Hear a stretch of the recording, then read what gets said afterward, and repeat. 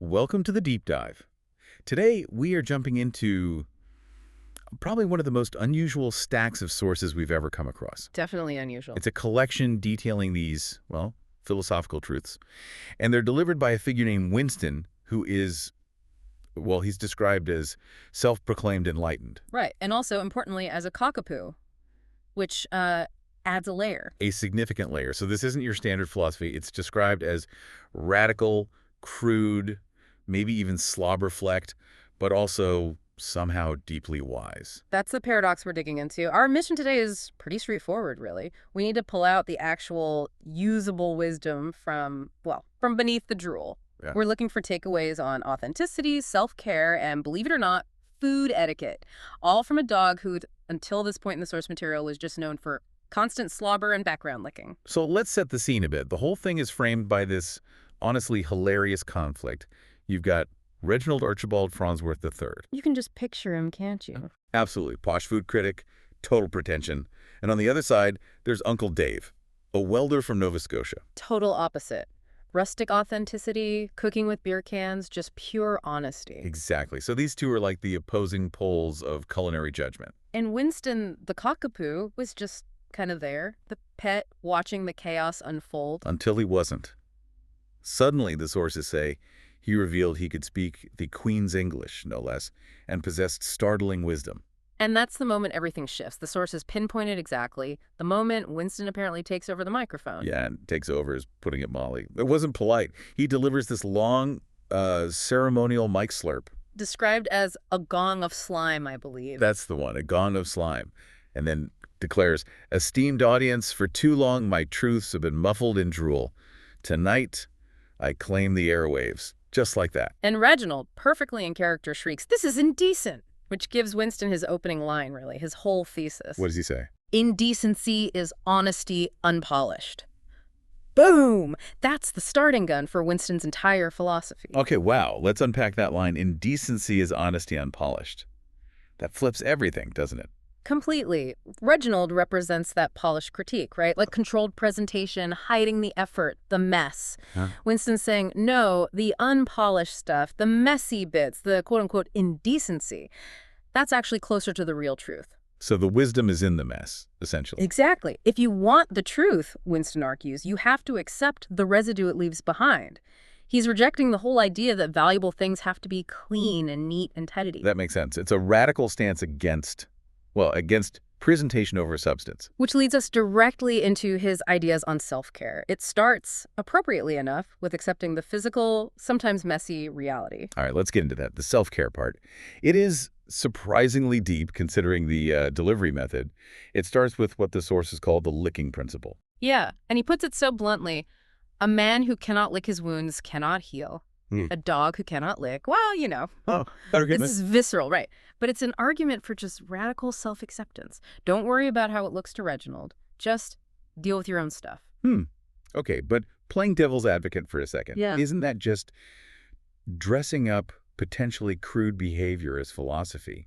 How does that help someone with, say, emotional pain, not a literal wound? Well, Winston addresses that when Reginald dismisses it. He points to nature. He says, even filth holds philosophy. Mud grows lotus. Slobber grows truth. Okay, so the licking isn't literal. It's the metaphor. It's about the willingness to engage with your own mess, your emotional residue, whatever it is, fully. Not trying to hide it or pretend it isn't there. So the takeaway is, any real healing, any deep truth, it leaves a mark, a skein, maybe discomfort. And if you try too hard to filter that out, to keep things clean, you miss the actual lesson. You miss the philosophical core. You're just polishing the surface. Which ties into his next point about emotional management, right? About misplaced energy. Exactly. He says, trim the bitterness, not just the beard. Focus on the internal state, the poison inside, not just the outward appearance. I like that. And then the big one, for anyone judging themselves too harshly. Shame is wasted energy. Slurp freely. Judge less. That hits hard, doesn't it? Think about how much energy we spend censoring ourselves, worrying what the Reginalds of the world think. Totally. It's like a direct assault on imposter syndrome, on performance anxiety. Yeah. Just slurp freely. Do the thing authentically. Yeah, and he even connects this to mindfulness. Says balance is found in the pause between licks. Which is funny because, according to Uncle Dave in the transcript, Winston himself never pauses. Right, suggesting he's already achieved this state of, like, perpetual enlightened slurping, always in the moment, totally uninhibited. So the goal is that full commitment, pushing back against the shame, the rules that critics like Reginald weaponize. It's really an indictment of that whole polished, often fake facade we often feel pressured to maintain. Okay, so if step one is internal honesty, licking your own wounds, how does that translate outward? Yeah. Socially. Because he pivots pretty fast from self-care to the dinner table. It's the natural next step in his logic. Yeah. How you eat, how you share food, that's like the most immediate, tangible expression of your authentic self. You can't be messy and honest internally, but then uptight and repressed at the table. Ah, I see the link. So he shifts into what feels like a sermon. He delivers the 10 Culinary Commandments, which are really rules for authentic living, just framed around food. Okay, let's break these down, maybe group them a bit, because there's a running theme. Yeah. Honesty versus pretension. The first few seem to be about embracing basic essential pleasures without fear. Right. Commandment 1 sets the tone. Thou shalt not fear grease. It is life's lubricant. Simple, direct. And Uncle Dave immediately connects, thinking of the best fried eggs I ever had. It's about ditching the fear of fat, embracing flavor. And number 2 brings in balance. Balance salt and fat as reason and passion. Using food again to explain something fundamental about life. And this is where we get that amazing Canadian philosophical moment. Dave thinks, sounds like poutine, and Winston jumps right on it. What does he say? He declares, poutine is Canada's Magna Carta. Wow. That's high praise for poutine. It grounds the abstract idea of balance in something very real, very messy, very sustaining. Okay, the next few commandments get more into social honesty, maybe challenging our refined manners. Commandment 3, never trust a man who eats soup quietly. Classic Winston provocation. He flips etiquette on its head. Slurping isn't rude. It shows you're engaged, enjoying it. Quiet eating is suspicious. Why suspicious? It suggests suppression. You're holding back, following rules instead of just enjoying the soup. Winston apparently says quiet soup eaters are as suspect as people wearing monocles. Equating quietness with affectation. That's brilliant. Then Commandment 5 tackles wine snobbery, huge area for pretension. He says pair wine not with arrogance, but with appetite. Meaning if you genuinely want a cheap beer with your fancy steak because that's what your appetite calls for, that's the better pairing. Forget the rules. He does soften it slightly, though, doesn't he? Saying hops are humble grapes. Yeah, it's like this philosophical nod, accepting the everyday, the accessible, over the rare and intimidating. It's okay to like simple things. Okay, so the next commandments seem to focus more on active disdain for fakeness and also hospitality. Commandment 6 is very specific. Serve not truffle oil uninvited. Oh yeah, that one feels personal. Truffle oil is the perfect target, isn't it? It's like the epitome of cheap manufactured luxury, fake prestige. Uncle Dave nails it in the notes. Smells like gas station popcorn. Exactly. It's flavor fraud. Garnish on emptiness, Winston's telling you. Reject the stuff that pretends to be fancy but has no real substance. And we absolutely have to mention Commandment 7. The religious language is back. Remember Taco Tuesday to keep it holy. Salsa is sacrament.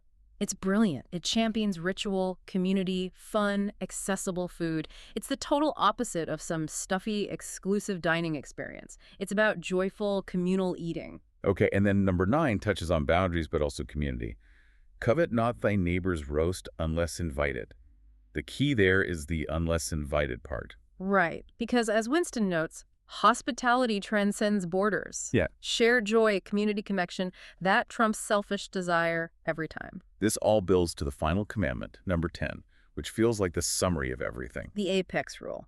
Cook honestly, slurp shamelessly. That's the whole philosophy in 5 words. And when Reginald yells blasphemy at this, Winston corrects him with maybe the best pun in the entire source, saucerilage. saucerilage.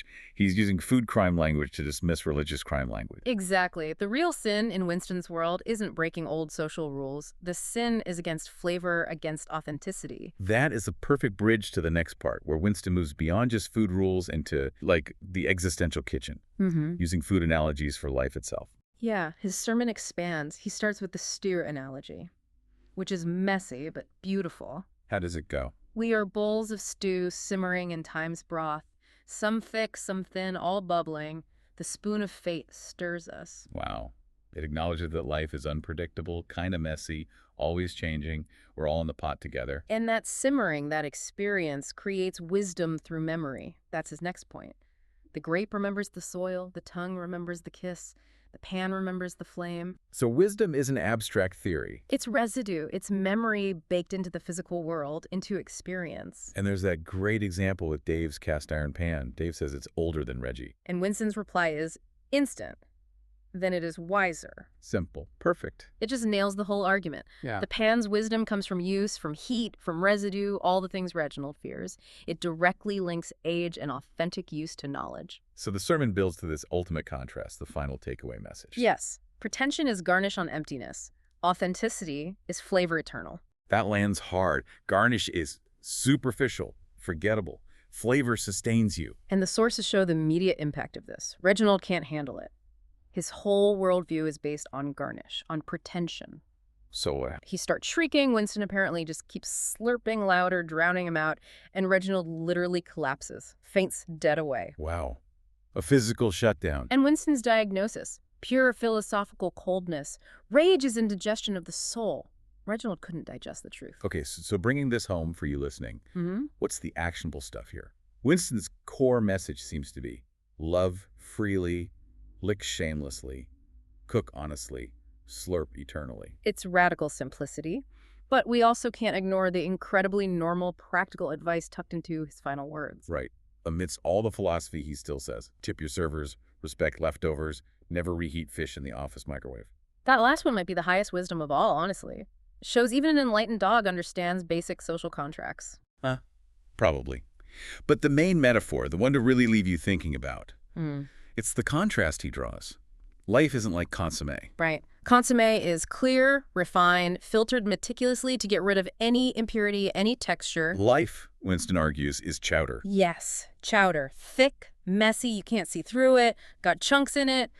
But it's hearty, it's nourishing, it accepts all the ingredients, the clam bits, the potato chunks, the creamy broth, without trying to filter anything essential out. Consommé gets clarity by removing things. Chowder finds richness by including things. Beautifully put. So the final thought to chew on, maybe, reflecting on Winston's hatred of truffle oil, that fake luxury, and his distrust of quiet soup that suppressed enjoyment, where in your own life are you carrying some kind of emotional shame or maybe culinary pretension? Yeah. Where could embracing a little bit of Winston's slobber, that raw, messy, unpolished authenticity, actually lead to a richer, thicker, more nourishing experience? Like chowder.